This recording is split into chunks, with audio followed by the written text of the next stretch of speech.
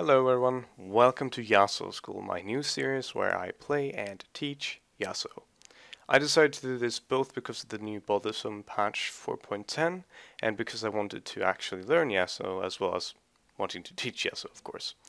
Now, disclaimers for this series is that I am by far not as experienced with Yasuo as I am with Zed, and I have far from mastered him as of now, but I have picked up a few tricks with him and I have a fairly good idea on how to play him. I will focus hard on learning the way of the samurai, and I will try to teach what I have learned. In this first lesson, we will focus on a last breath, your ultimate, just like in Zed School. You will see many pro players and good Yasuo players use this technique in duels and many times in big team fights.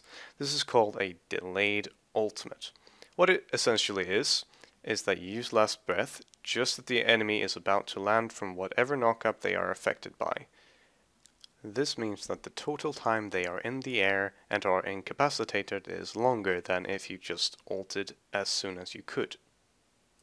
The benefits should be fairly evident in the clips, as my teammates have a bigger window of hitting the CC target than if I just used last breath immediately. Now, the window in which you can use last breath can be quite ridiculous when you get used to it, seeing as their targets count as airborne for a very long time. When you've gotten comfortable with delaying your ultimate until the target has almost hit the ground, you can chain in auto attacks while they are knocked up, and even a Q in late game when the cooldown is a bit lower. If you're uncertain of the timings and not quite comfortable with delaying last breath too long, you can work on getting just one auto attack in, which does change a lot in a fight and is a good starting point for learning to get even a Q in or even more.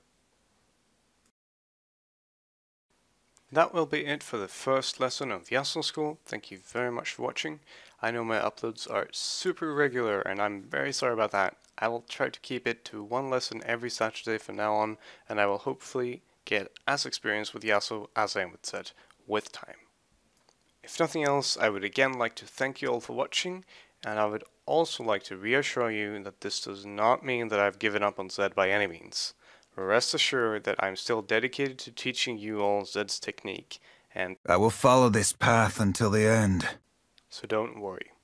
Anyway, see you next week.